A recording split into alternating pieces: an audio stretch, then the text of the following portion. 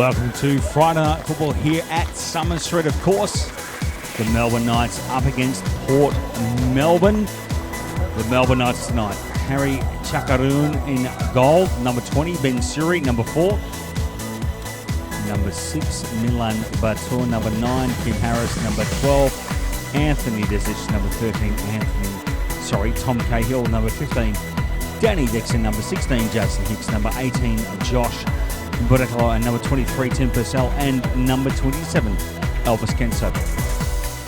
Night 4, Port Melbourne, number 1, Brendan White, Jordan Lampard, number 4, James Carvallis, number 5, Michael McGowan, number 7, Christopher Cristaldo, hello Mark, number 8, Bonel Obradovic, number 9, Okalese Karakalo, number 10, Francesco Stalla. Number 15, Kobe Bohini. Number 16, Alan Kearney. And number 21, Andreas Gorves. But we're about to get underway in our NPL PS4 action. The Melbourne Knights, of course, up against Port Melbourne. And Chakaroon, I've got to say, has grown into the role as senior goalkeeper. Maybe a few nervous moments in the first week or two, but now seems comfortable wearing the number 20, but the essentially the number 1 jersey. Knights in attack now. Out wide, this is Dixon. Dixon, full of confidence. Goes one. Oh, geez, Kemsoba! And Kemsoba, can you believe it? I've just pumped up his tyres, and this bloke, the first touch was not fantastic, it has to be said. But Kemsoba, look at him go. Back of the net, and the Melbourne Knights inside the opening 5 or 6 minutes here at Summer Street have got on the score sheet. There you go. Wowie.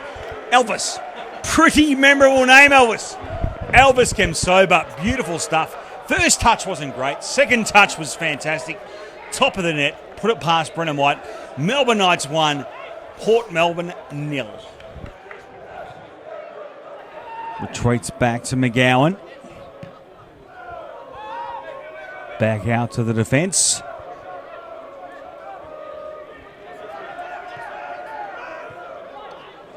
Again, a short ball. Looking for Stella. Knights down the charge. Kemsoba, the pocket rocket, inside the 18-yard box. Looking for some finishes. Hicks! Oh, Jason Hicks! Jason Hicks! I'll say it again, Jason Hicks! You give this bloke give him an inch. He takes a mile. Jason Hicks makes it 2-0 inside the first quarter hour. And the Melbourne Knights are looking good here at Summer Street. Look at the replay. Elvis. How dare I call you Harry? Elvis Kemsoba. Build up on the left. This guy, if you don't give him an A-League contract next year, you're a clown. Let me tell you.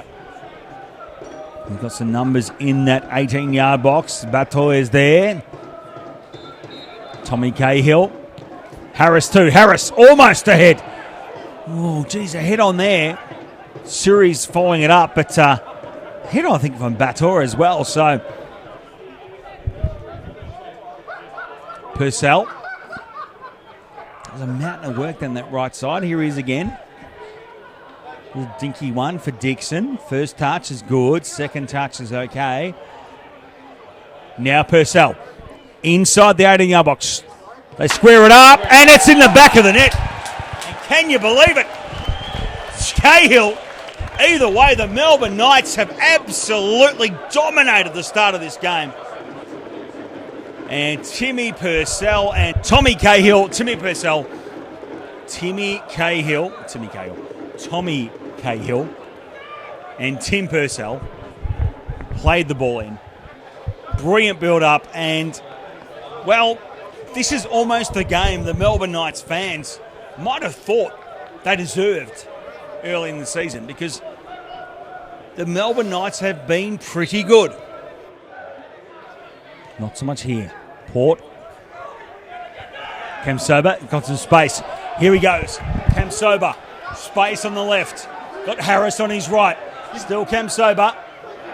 Got pace, and he beats him. It's in the zone for the pint-sized Kiwi, not in the all-whites outfit tonight, but he must be close. Good ball in. Suri, and off the post. Said he wasn't far. Ben Suri, not known for his goal-scoring talents. How is that a card? After all the nearly cards at the other end. Gee whiz. All right, here we go. Port Melbourne back underway for the second half here at Knights Stadium. Mark Verdaken with you here on Knights TV. And it's been a very, very positive first half for the red, blue and white. 3 goals to the good. What will transpire in the next 45? Let's see. Hicks.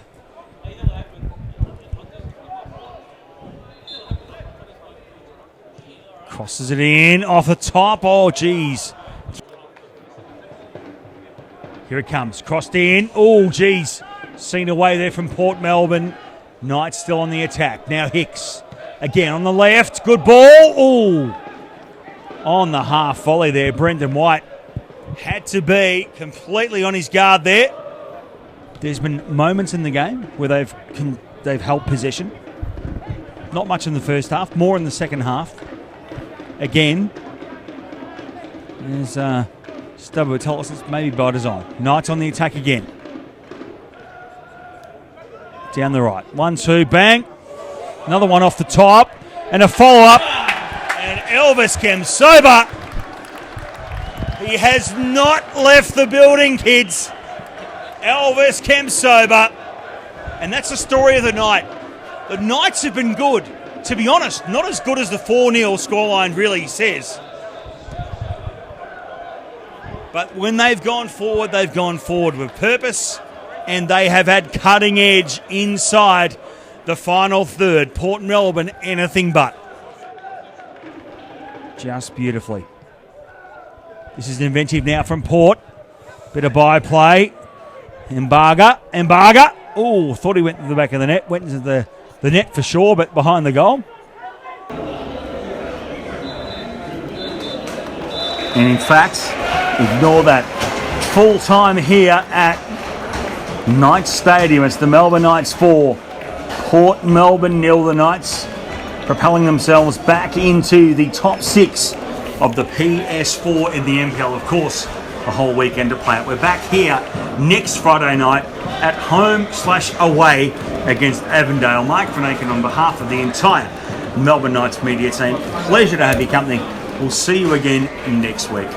So here with Andrew Marth, of course, the coach of the Melbourne Knights. Is that the combination of a... How do we describe the first 6 weeks of the season to start off with? But tonight, nothing but positive. Oh, without a doubt. I thought this was probably our best performance all year. I said to the boys, I thought Bentley was outstanding, I think, but this is probably better. We controlled the total 95 minutes of the game, and in hindsight, probably could have been a couple extra, and I think they might have had one shot on actually, it wasn't even on target, so total domination. And it's hard. We're trying to not be biased in commentary here, but they had one shot all night that went anywhere near the goal. What do you put it down to? I mean, has this been coming, or is this just... you would hope it's not a one-off, but... but in hindsight, I thought we've been playing well for the last 6 games. They were pretty unfortunate the last 2 games here at home. Actually missed a penalty and what have you.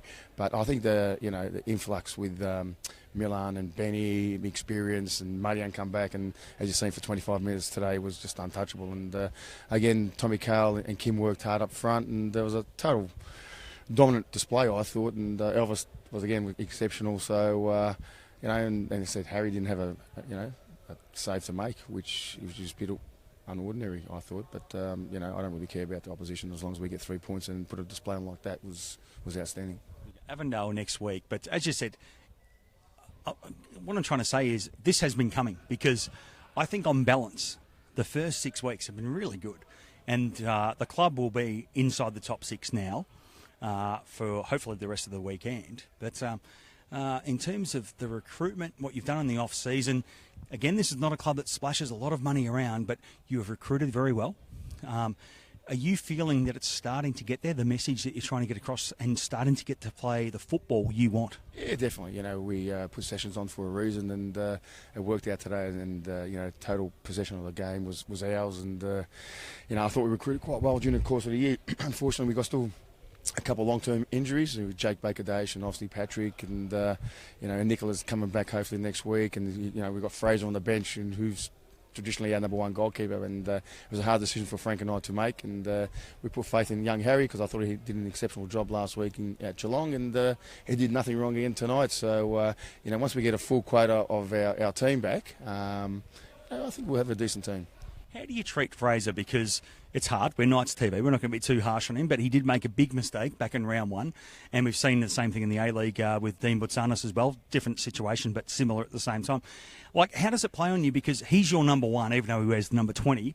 But at the same time, Harry, as you said, hasn't really, I've got to say, he struggled a little bit first, second week, but he's really grown into that role, don't you feel, as the number 1 keeper? How hard is it to decide who goes where? Yeah, obviously it's just a tough decision, and Harry's 19 and Fraser's probably 23 or 24, and, a lot of experience, and I'm sure Fraser will buy his time and opportunity will rise, and Fraser will come back into the squad. He's just training hard as ever, and he's been a total professional for the last 6 weeks while he's been sitting on the bench. He played half a game in the youth team today. It was outstanding. So it's a tough scenario for Frank and I to continue with, but you never know what happens, eh? Now, I get a bit of curry up in the box because my love affair with Elvis.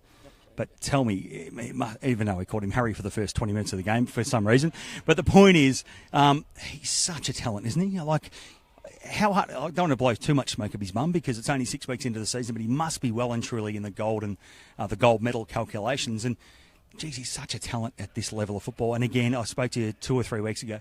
He just knows with that little size he's got how to use what little bulk he's got. Yeah, obviously, it does help with the position we play him. We isolate him, and everyone tries to come here and obviously be a bit physical on him. But he's so quick and nippy. He gets around players and he scores goals and creates havoc for opposition. So he does it at training to our team and does it on the weekend or on Friday night here. And he's doing really well, and he keeps it up. And I'm sure he'll probably progress to another stage. Now, I know you're a striker of note back in your day, but who's the player who tries to take him out in training, even from the youth team? Possibly myself, actually, because sometimes I actually play, and he takes the mickey out of me, so I get a bit frustrated and I chase him, but I can't definitely catch him, so I'll have to revert to another situation there. With all due respect, Stavo, I don't reckon anyone here could catch him, let alone yourself. I certainly couldn't catch him, but that's another story. Hey, mate, all the best. Avondale back here next Friday night. Home game of sorts, of course. And the Friday night, does that play into your hands a little bit? Because it was supposed to be a Saturday afternoon. It's now a Friday night game. The Knights, of course, play all their games here at Friday night. Is it going to feel a little bit more familiar? But it would have felt familiar regardless because it's back here at Knight Stadium. But the Friday night fixture, does that play in your hands? Sort of it does, but a Saturday afternoon, I think you get more of a crowd on a Friday night. And I spoke to Zoran, who's the assistant coach and a good mate of mine at Avondale, and I tried to convince him to play on a Friday night. And thank God they changed it yesterday for us. And there's no advantage or disadvantage for us. I just hope Friday night you get a result, and whether we do or not, you got the weekend off, or so to speak, and enjoy the weekend. So we're looking forward to Avondale next Friday. I can't stop laughing, thinking of myself trying to chase down Elvis, mate. All the best. Thank you.